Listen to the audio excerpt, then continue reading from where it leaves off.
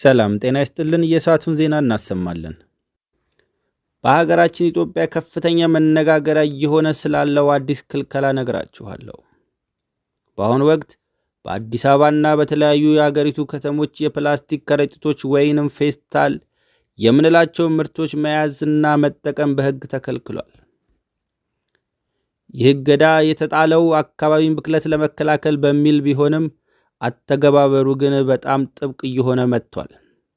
በመንገድ ላይ ፌስታል ይዘው ከተገኙ ግለሰቦች እንዲሁም በሱቆቻቸው ውስጥ ለደንበኞቻቸው የሚያቀርቡ ነጋዴዎች ላይ እስራትና ከባድ የገንዘብ ቅጣት እየተወሰደባቸው ይገኛል።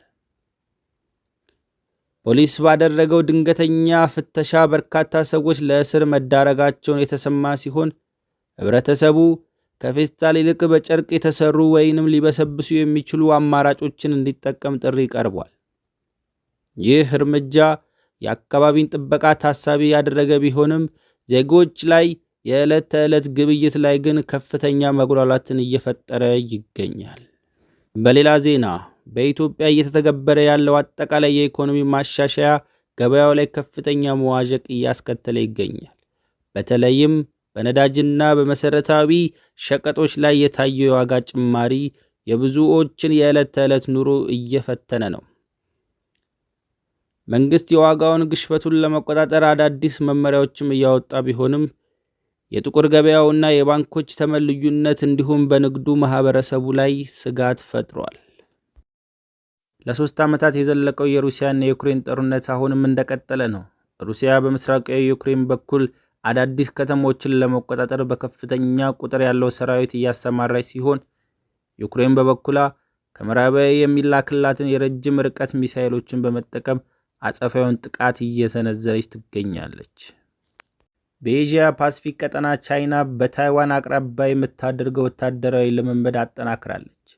ታይዋን በበኩሏ የሉዓላዊነት ጥሰት እየተፈጸመብኝ ነው በማለት የዓለም አቀፍ ማህበረሰብ አሳውቃለች። አሜሪካ ለታይዋን የምታደርገው ድጋፍ ቻይናን እያስቆጣት ይገኛል።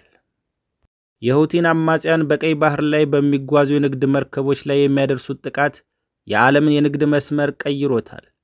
በዚህም ምክንያት የጭነት መርከቦች ረጅም መንገድ ለመጓዝ መገደዳቸውን የትራንስፖርት ዋጋ እንዲጨምርና የሸቀጦች አቅርቦት እንዲዘገይ አድርጓል። በቴክኖሎጂው ዘርፍ እንደ ጎግል እና ኦፕን ኤአይ ያሉ ኩባንያዎችን የሰው ልጆችን የማሰብ ችሎታ የሚተኩ ቴክኖሎጂዎችን ለማልማት ቢሊዮን ዶላሮችን እያፈሰሱ ነው። ይህ ቴክኖሎጂ ለወደፊት የሥራ ዕድል ስጋት ወይስ ዕድል የሚለውን ክርክር ዓለም አቀፍ መድረኮችን እያስጨነቀ ይገኛል። ለዛሬ ያዘጋጀናቸው መረጃዎች እነዚህ ነበሩ። በየቀኑ አዳዲስ ዜናዎች ለማግኘት ቻናላችንን ሰብስክራይብ ያድርጉ። ቸር ያቆይልን።